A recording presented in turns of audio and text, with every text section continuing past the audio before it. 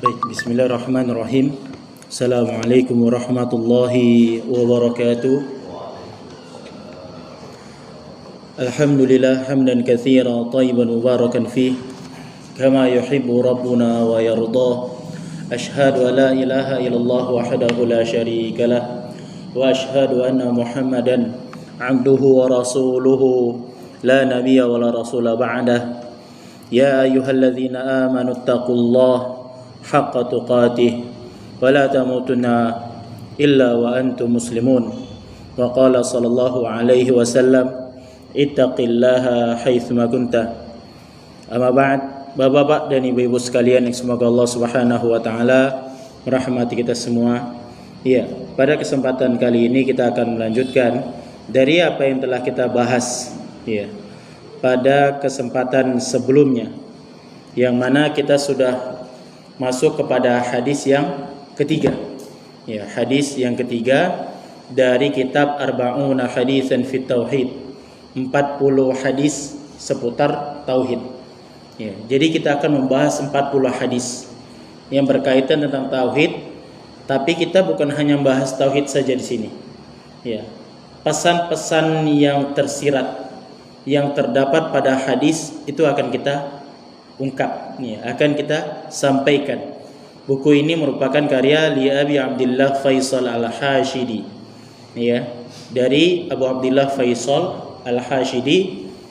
Ya, jadi ini merupakan hadis yang ketiga, yang mana kita telah membacakan hadisnya pekan lalu, ya, yaitu hadis ini terkenal dengan hadis Jibril. Ya, kita ingatkan bahwasanya dari Umar bin Al-Khattab radhiyallahu anhu, ia berkata bahwasanya kami, nah di sini menunjukkan bahwasanya para sahabat ya sedang duduk-duduk bermajelis bersama Rasulullah sallallahu alaihi wasallam suatu hari. Ya. Tiba-tiba ada seorang pemuda yang menghampiri kami, yang mana memakai pakaian yang sangat putih, rambut yang sangat hitam, la yura alaihi atharus safar, ya, yang tidak ada bekas tanda-tanda perjalanan.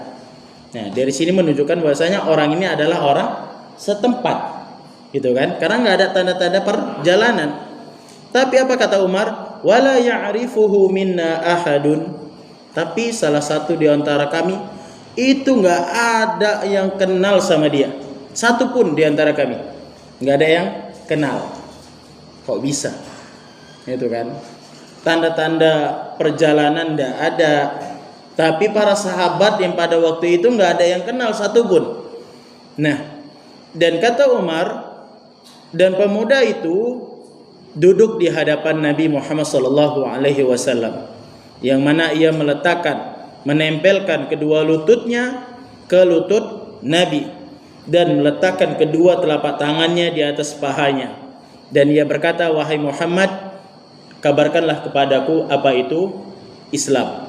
Maka Nabi mengatakan, yang dimaksud dengan Islam adalah engkau bersaksi tidak ada sesembahan yang lebih berhak untuk disembah kecuali hanya Allah, dan engkau bersaksi bahwasanya Muhammad adalah utusannya. Engkau mengerjakan salat, engkau menunaikan zakat, engkau berpuasa di bulan Ramadan, dan engkau berhaji apabila engkau mampu melakukannya.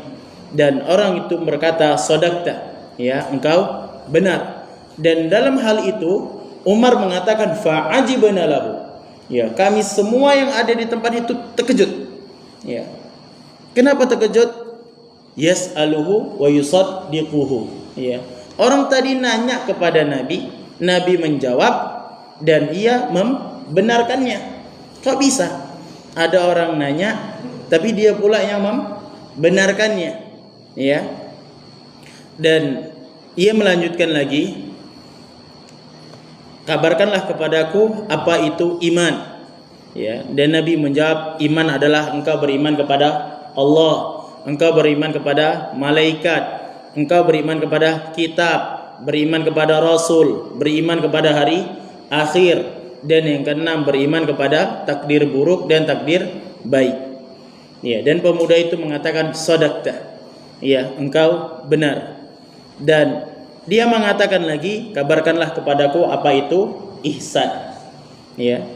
Dan Nabi mengatakan yang dimaksud dengan ihsan adalah an ta'budallaha ka'annaka tarah. Yang dimaksud dengan ihsan adalah engkau beribadah kepada Allah seolah-olah engkau dapat melihatnya.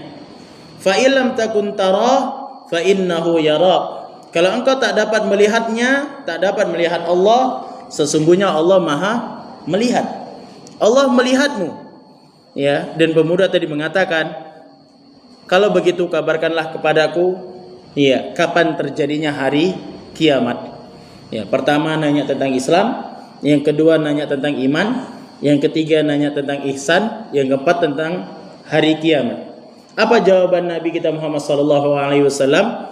Nabi mengatakan, mal mas'ulu anha bi'a'lama minas sa'il. Ya.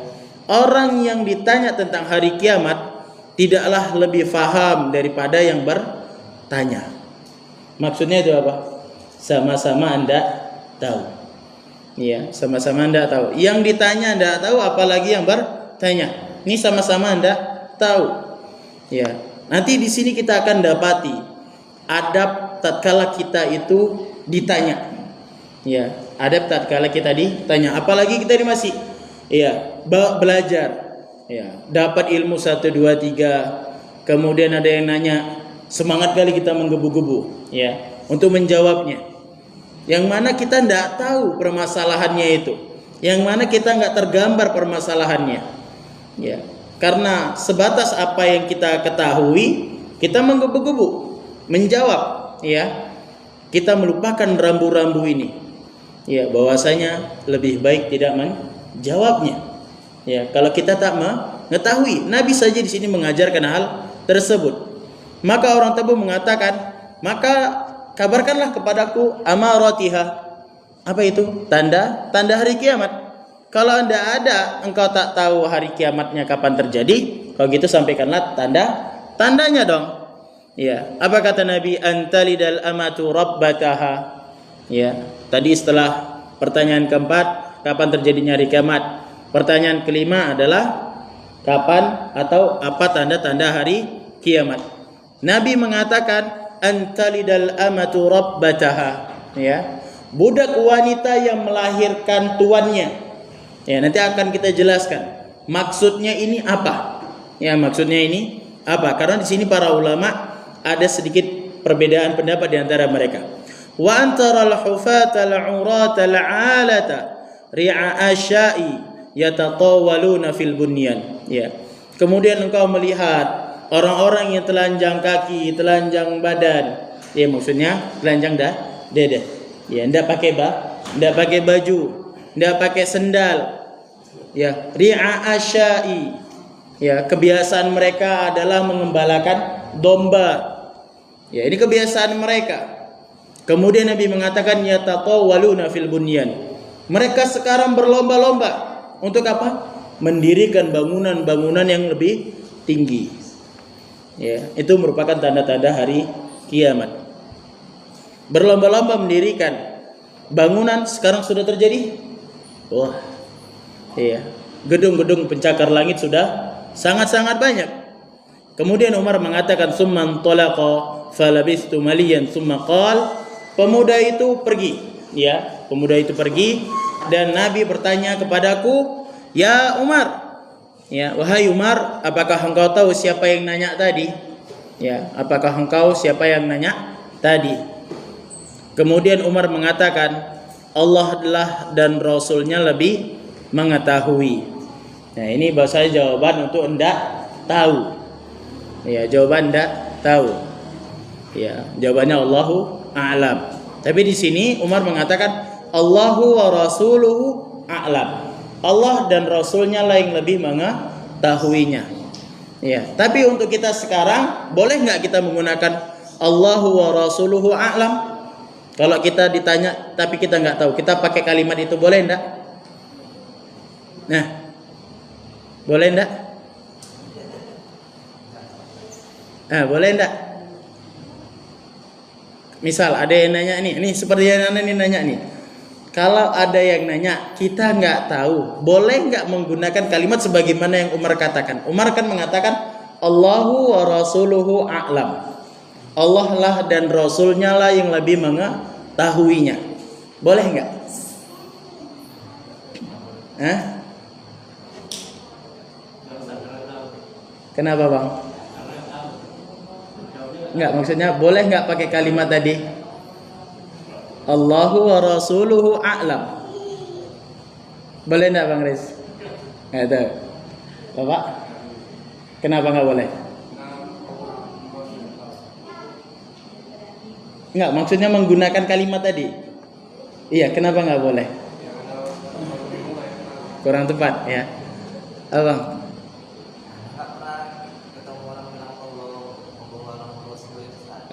Karena belum pernah ketemu. Baik, masya Allah. Ini agak menarik. Tapi nggak apa-apa, kita kasih hadiah. Masya Allah, barakallahu fiik. Maaf, tadi kurang mantap. Iya. Bang ini tahu jawabannya?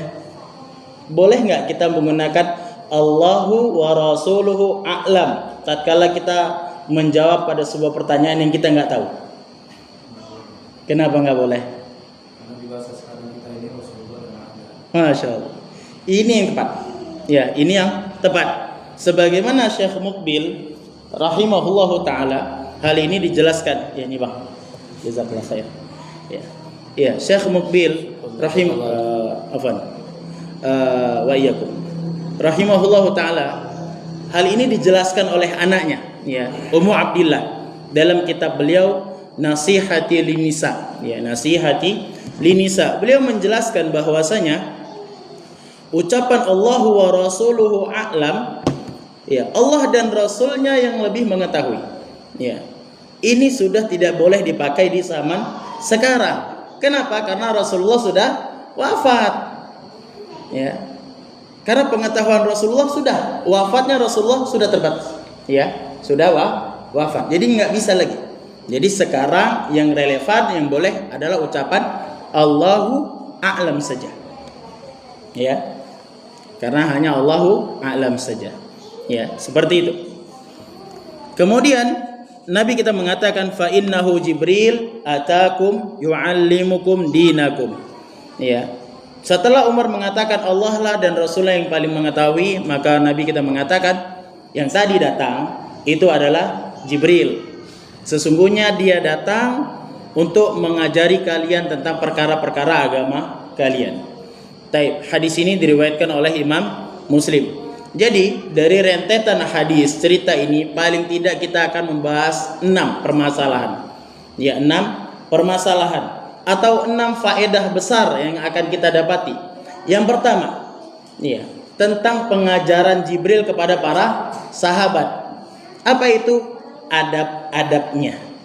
Adab belajar, adab bertanya, ya, kemudian nantinya adab menjawab ada di situ semua. Ya, yang mana nantinya akan kita bahas dan ini sudah kita mulai di pekan kemarin. Yang kedua kita akan membahas tentang rukun Islam. Yang ketiga membahas tentang rukun iman. Tapi ini sedikit demi sedikit, belum secara mendalam karena nanti itu akan kita perdalam di hadis-hadis berikutnya. Ya, karena kita masih di hadis yang ketiga. Jadi yang sedikit-sedikit saja terlebih dahulu. Yang keempat mengenai tentang ihsan. Faedah yang kelima adalah tentang hari kiamat dan tanda-tandanya. 6. Ya, dan tanda-tandanya. Jadi ada 6 yang kita akan pelajari. Nah, yang pertama ini adalah adab menuntut ilmu. Pada pekan yang lalu kita sudah menyampaikan pengertian adab menurut siapa dan apa lafaznya. Ada yang ingat nggak? Pekan lalu?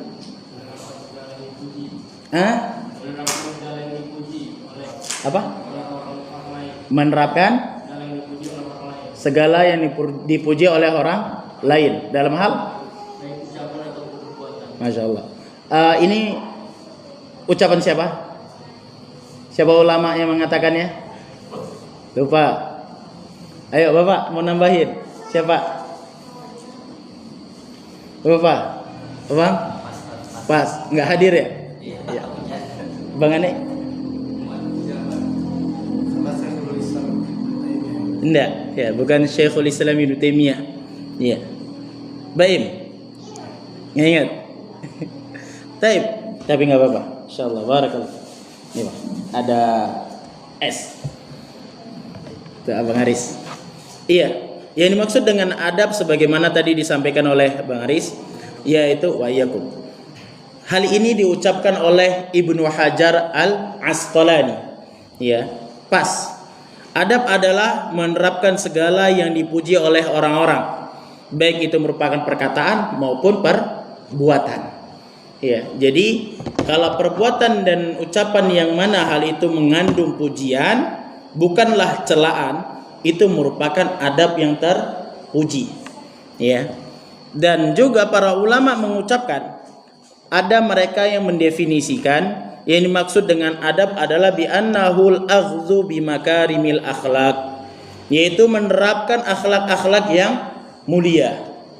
Ya, jadi adab adalah menerapkan akhlak-akhlak yang mulia. Yaitu adab. Ya, sehingga coba dari apa yang kita pelajari hari demi hari kita renungi. Sudah sampai mana nih? Sejauh mana yang kita pelajari sudah kita aplikasikan. Ya. Karena tujuan kita belajar adalah untuk takut kepada Allah Subhanahu wa taala. Tujuan kita belajar adalah untuk menggapai ridhonya Allah. Tentunya tatkala kita mendengarkan hadis, kita mendapatkan syarahnya, penjelasannya, oh ternyata seperti ini loh pelajarannya, oh ternyata seperti ini, bisa ndak ya? Ya kita lakukan. Seorang mukmin seyogyanya dia berusaha semaksimal mungkin dari apa yang dia pelajari untuk menerapkannya pada dirinya, semaksimal mungkin dia kerjakan. Ya, dengan batas kemampuannya, terus dilakukannya. Ya, adab yang pertama yang kita dapati, ya, dari perbuatan Jibril alaihi salam, ya, yang mana beliau ajarkan kepada para sahabat. Ini yang diajari para sahabat, loh. Ya, di hadapan para sahabat, yaitu menjaga penampilan. Ya, kita sampaikan pekan lalu ada dua. Yang pertama menjaga penampilan. Kita lihat Umar mengatakan syadidu bayadi thiyabi. Ya, ia menggunakan pakaian yang sangat putih. Ya. Kemudian syadidu sawadi sya'ri. Ya, rambutnya sangat hitam, kelimis. Ya, rapi, bersih dengan memakai pakaian yang layak. Maka daripada itu ada nukilan dari Imam Badruddin Ibnu Jamaah Al-Kinani Asy-Syafi'i rahimahullahu taala, dia dalam kitabnya Tadhkiratus Sami, beliau mengatakan idza azama ala majlisit tadris, ya, jika seorang pengajar hendak mengajar di majelis ilmu, ya, seorang pengajar nih, ya, kalau dia mau datang ke majelis ilmu, tapi dalam hal ini Bapak-bapak sekalian, kalau kita mendapatkan penjelasan dalam kitab ini, ucapan dari Sabah Ibnu Jamaah ini bukan hanya untuk pengajar saja, tapi untuk pembelajar juga. Ya, untuk kita. Ya, karena hadirnya Jibril yaitu dengan pakaian yang bersih untuk sebagai pengajar dan pembelajar. Kita tahu dari mana? Lafaz dari mana bahwasanya Jibril datang sebagai pengajar? Nabi mengatakan yu'allimukum dinakum. Dia datang mau ngajari agama kalian. Kita tahu dari mana Jibril datang mau belajar? Bahwasanya duduk di depan Nabi kita Muhammad SAW. Itu caranya untuk belajar. Ya. Jadi ucapan dari Imam Ibnu Jamaah tadi, ya, bahwasanya jika seorang pengajar hendak mengajar di majelis ilmu, ya gitu juga untuk penuntut ilmu. Kalau dia mau datang, ya, maka dia bersuci dari hadas dan najis, ya. Maka hendaklah dia bersuci diri, bersih-bersih diri. Ya, kenapa? Ya, karena ndak elok juga, ya ndak etis juga. Kalau kita masih berhadas, ya belum bersih-bersih, lalu membersihkan dirinya dan mengenakan parfum kalau ada parfum, ya. Karena supaya tidak mengganggu temannya nanti di sebelah, ya. Kemudian memakai pakaian yang mengenakan di antara pakaiannya yang terbagus, yang pantas untuk pengajar tersebut menurut orang-orang di zamannya. Ya, kita perhatikan kalimat al-laiqah, ya kan, kalimat yang pantas. Ya, tatkala dia mau ngajar, tatkala dia mau datang ke majelis ilmu, pakailah pakaian yang layak untuk ke majelis ilmu. Karena orang-orang zaman sekarang sing penting bersih. Ya, yang penting bersih pakaiannya. Ya. Tapi nggak layak. Ya, tapi nggak layak. Ya, ini kurang baik. Ini kita katakan kurang baik. Apakah itu terlarang mutlak? Tidak juga. Ya, tidak juga.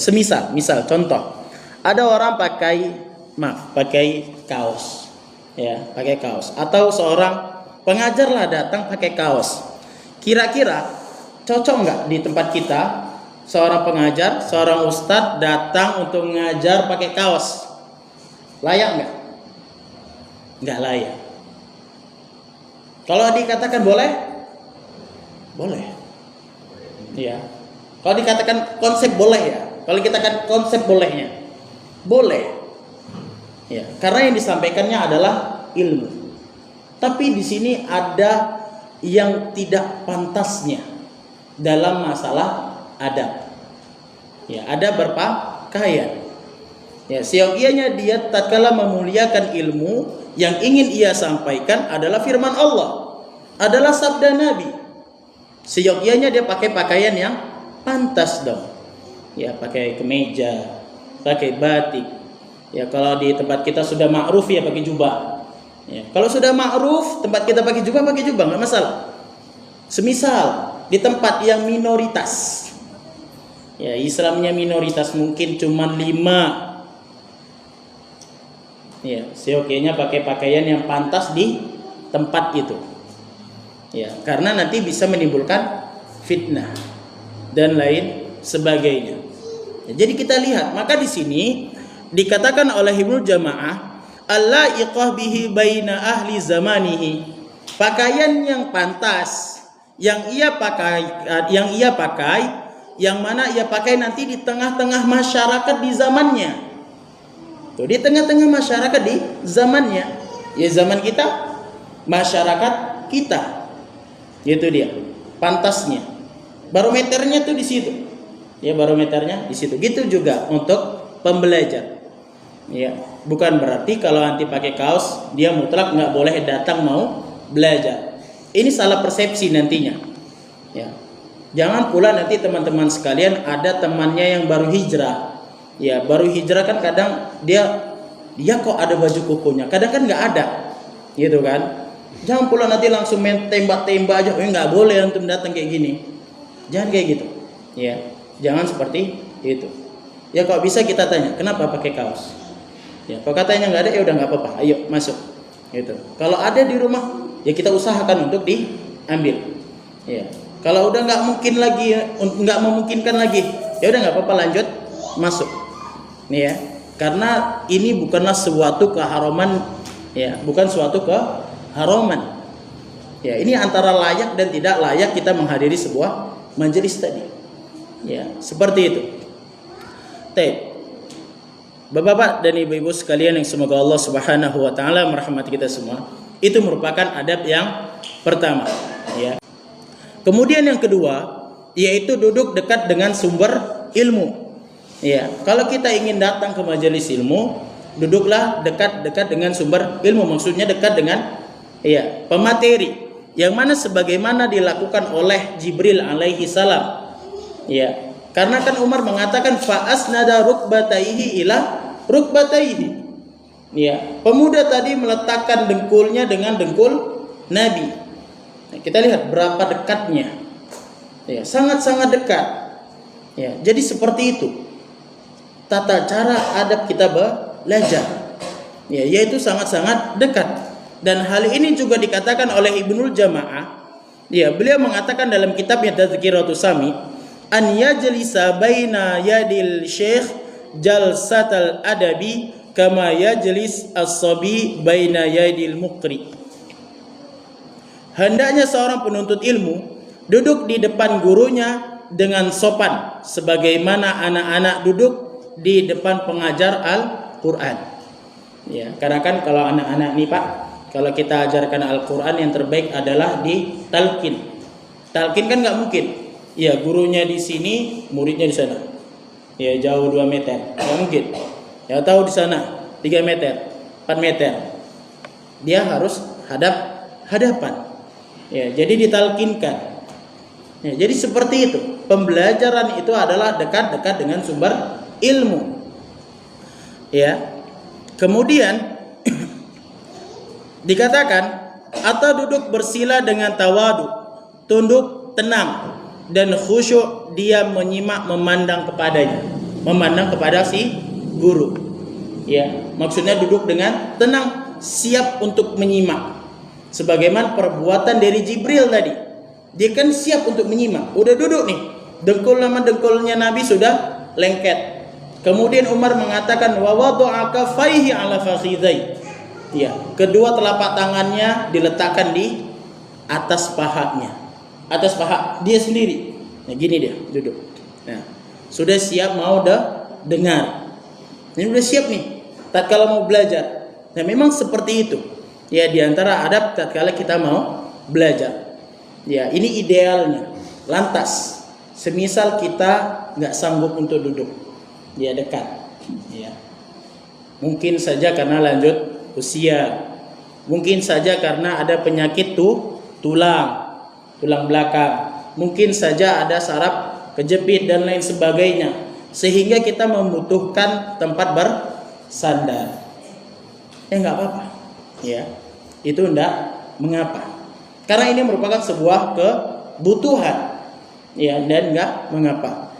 Dan kemudian kalau semisal kita terlambat datang, ya kita terlambat datang, ini udah rame, ya udah rame di depan nih, di depan sudah rame, kemudian terlambat datang, nah kayak mana? Apa yang harus kita lakukan? Apakah kita minggir, aku mau di depan, nah apa kayak gitu? Enggak, ya enggak seperti itu. Hal ini ada sebuah riwayat, ya. Riwayat dari Jabir bin Samurah radhiyallahu anhu, ia berkata, "Kunna idza ataina an-nabiyya jalasa ahaduna haitsu yantahi." Ya, hadis ini diriwayatkan oleh Imam Abu Dawud dan At-Tirmidzi. Dahulu jika kami datang kepada Nabi, seseorang duduk di tempat yang ia dapati. Ya, dimanapun yang ia dapati dia duduk. Itu menunjukkan bahwasanya kalau di depan sudah penuh, ya dia kalau dapat di saf kedua, ya duduklah di saf kedua. Ya, kalau di saf kedua sudah penuh, di saf ketiga, dan begitu seterusnya. Jam pula begitu baru datang, minggir kalian. Ya, nggak boleh seperti itu. Ya, tidak boleh seperti itu. Jadi duduklah di mana yang kita dapati. Itu adab yang kedua. Nah, kemudian yang ketiga, ya, yang dapat kita dapati dari hadis Jibril ini adalah bertanya dengan pertanyaan yang tidak bertele-tele. Ya, bertanya dengan pertanyaan yang tidak bertele-tele. Ini faedah yang ketiga. Ya, bahwasanya kita lihat Jibril alaihissalam kan nanya tuh langsung to the point. Ya, kabarkanlah kepadaku apa itu Islam, apa itu iman, apa itu ihsan, kapan terjadinya hari kiamat. Dan Nabi mengatakan nggak tahu. Ya kalau gitu tanda-tandanya lah. Nah, janganlah bertanya yang mana pertanyaannya itu bertele-tele. Ya, sebagaimana pertanyaannya orang-orang Bani Israel. Ya, nggak boleh. Ya.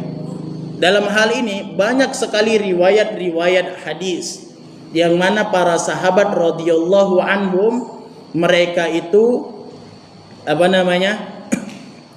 tatkala ingin bertanya kepada Rasulullah Sallallahu Alaihi Wasallam, maka mereka bertanya dengan tidak bertele-tele, ya langsung to the point. Rasulullah kalau kayak gini kayak mana? Rasulullah kalau kayak gini kayak mana? Itu dia. Nah, kita ambil salah satu contohnya dari hadis yang lain, ya hadis dari Aisyah radhiyallahu anha, ia berkata, Ja'at Ummu Sulaim, ya Ummu Sulaim mendatangi Rasulullah dan ia berkata, wahai Rasulullah, sesungguhnya Allah tidak malu terhadap sebuah kebenaran. Ya.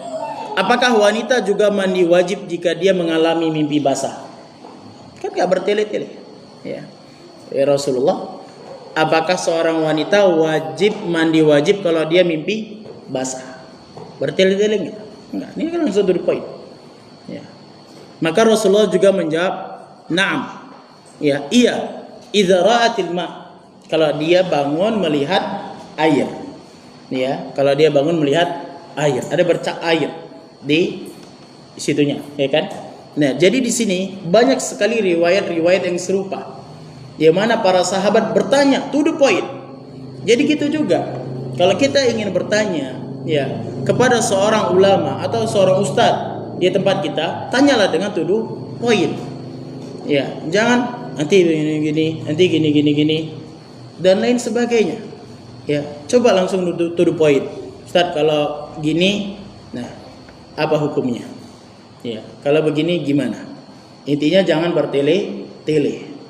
Ya. Dan jangan malu untuk bertanya. Nah, dari hadis ini juga kita diajari untuk jangan malu untuk bertanya.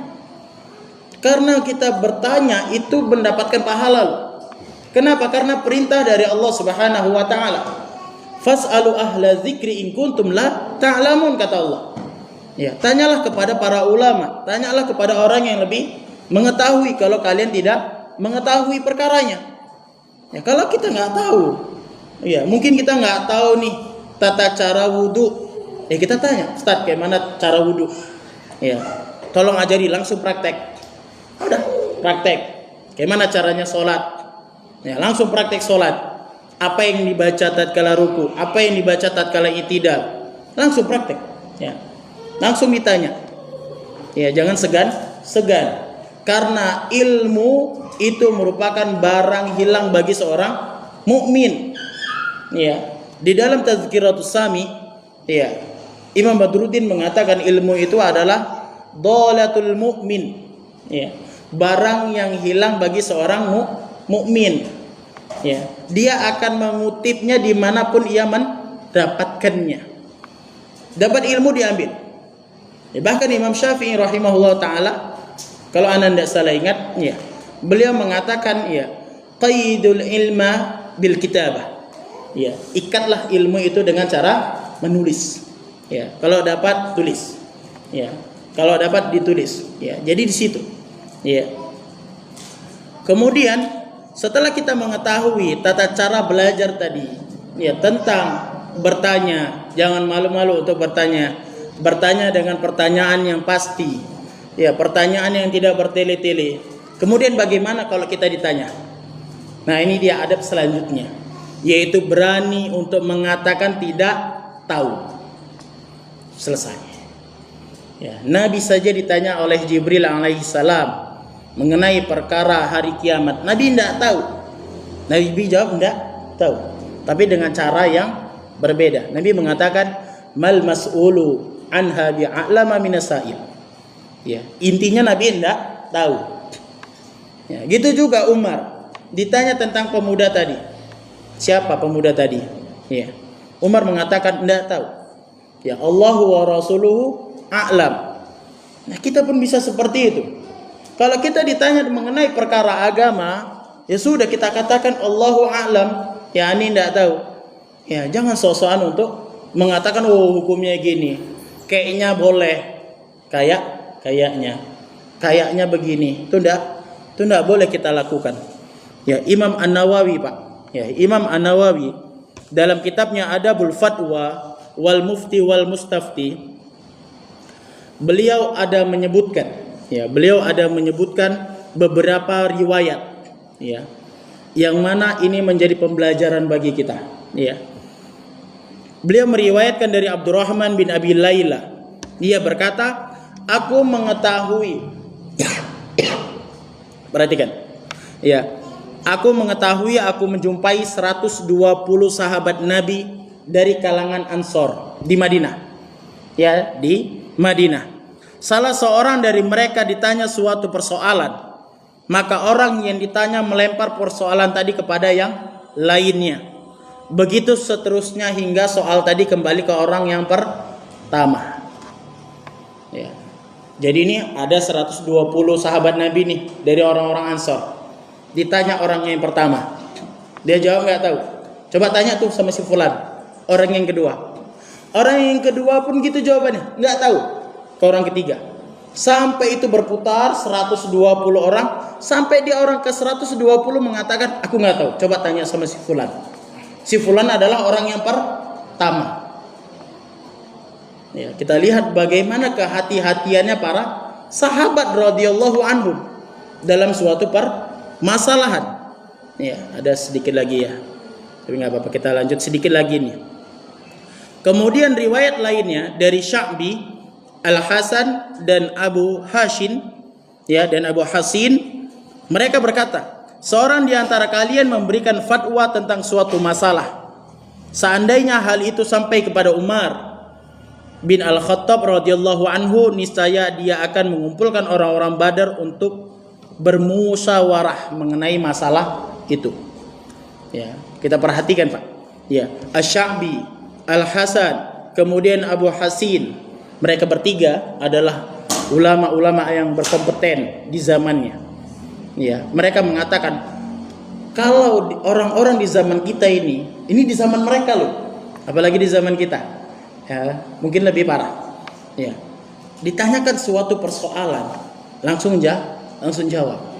Tapi kalau suatu permasalahan ini disampaikan kepada Umar, maka Umar akan mengumpulkan orang-orang ahlul Badar dan mereka akan bermusyawarah menyelesaikan persoalan tadi.